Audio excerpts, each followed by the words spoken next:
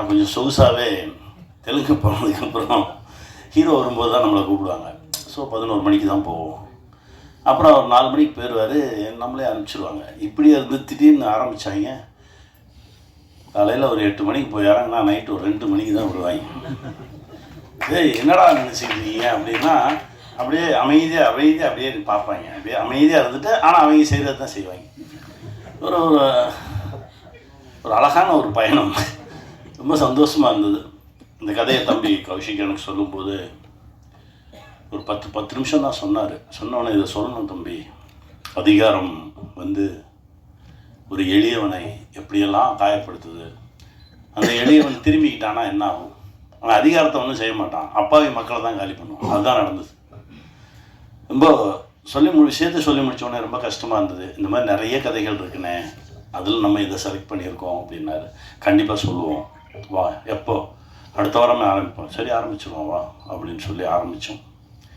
எடுத்து கொண்டு வந்து உங்கள் முன்னாடி வச்சுருக்கோம். ரொம்ப மகிழ்ச்சியாக இருக்குது.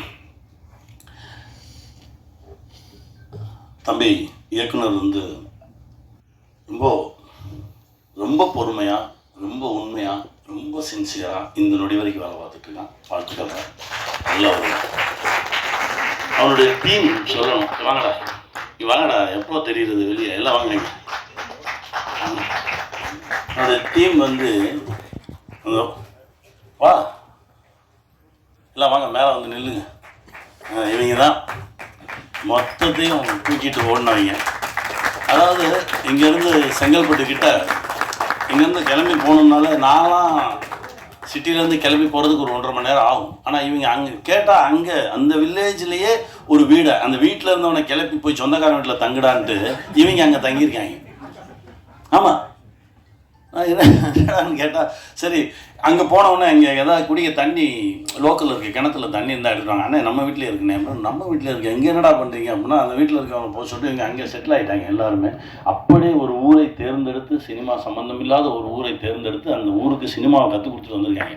அடுத்த வாட்டி போனால் அவங்க கேட்டுருவாங்க, அப்புறம் எத்தனை கால் ஷீட்டு, எப்போ இருந்து வரீங்க, எவ்வளோ பணம் தந்தீங்க, இப்போவே ஆரம்பிச்சிருப்பாங்க. அற்புதமான மக்கள். அந்த ஊரில் இருக்கக்கூடிய ஒவ்வொருத்தருமே அவ்வளோ சப்போர்ட் பண்ணாங்க.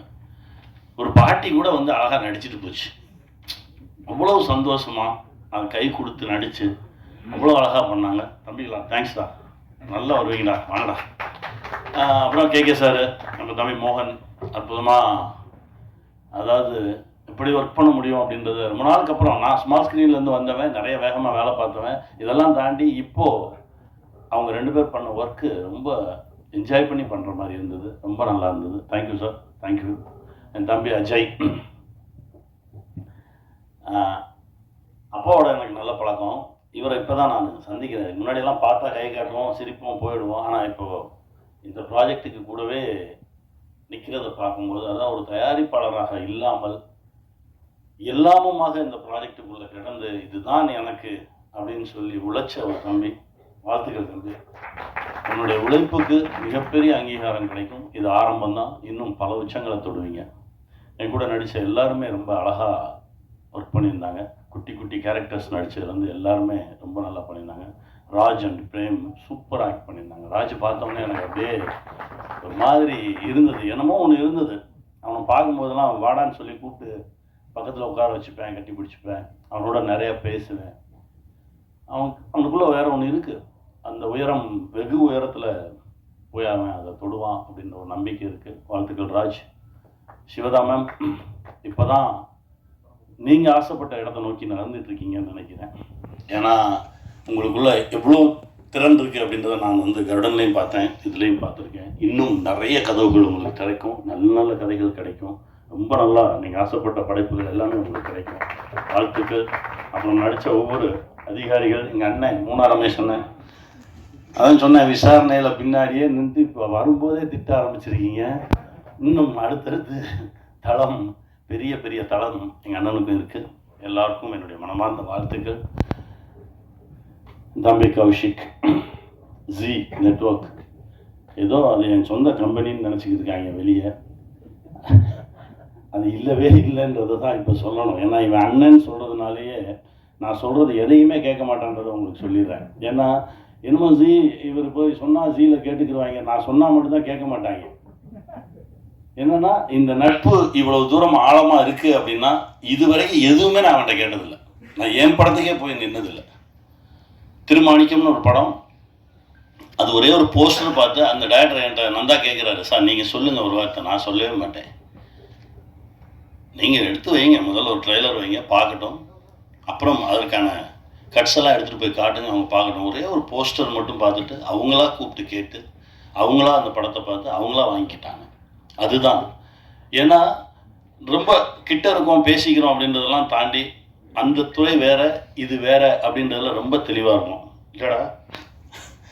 அது ரொம்ப அந்த அந்த தெளிவு இருந்தால் மட்டும்தான் இந்த நட்பு தொடரும், இது காலத்துக்கு இருக்கும். ஏன்னா கௌஷிக் இப்போ தான் ஜிக்கு வந்தார், கிட்டத்தட்ட ஒரு 25 ஆண்டுகளுக்கு முன்னால் என்னுடைய இயக்கத்தில் நடிச்சிருக்காரு. குட்டி பையன்லேருந்து நான் பார்த்துட்ருக்கேன். அவனுடைய உழைப்புக்கு தான் இந்த உயரம் கிடச்சிருக்கு. இன்னும் மிகப்பெரிய உயரம் இருக்குது கௌஷிக், வாழ்த்துக்கள் என் தம்பி அப்படின்னு சொல்கிறது எனக்கு ரொம்ப பெருமையாக இருக்குது. லாய்ட், இப்போ தான் உங்கள் பேர் அடிக்கடி கேள்விப்பட்டிருக்கேன், இப்போ தான் பார்க்குறேன். தேங்க்யூ, வாங்க வாங்க, நிறைய நல்லது செய்யுங்க, நிறைய இயக்கங்களோடு தாக்கங்களோடு நிறைய படைப்புகள் இங்கே இருக்குது, எடுத்துக்கங்க, நிறைய நல்ல விஷயங்கள் செய்யுங்க. தடயம் ஒரு உண்மை சம்பவத்தை அடிப்படையாக வைத்து எடுக்கப்பட்ட ஒரு படைப்பு. எடுக்கும்போது ஒரு மாதிரி கஷ்டமாக தான் இருந்தது. என்னடா அது ரொம்ப அழுத்தம், ஒரு சில படைப்பு தான் அழுத்தம், விசாரணை பண்ணும்போது அப்படி தான் அழுத்துச்சு. அந்த மாதிரி உளவியலாகவே அழுத்தின ஒரு படைப்பு. அது நீங்களும் உணர்ந்திருப்பீங்கன்னு நம்புகிறேன். கண்டிப்பாக இந்த படைப்பு மிகப்பெரிய வெற்றி பெறும். அதற்கு உங்களுடைய ஆசைகளும் துணைகளும் எங்களுக்கு வேணும். வெல்வோம்.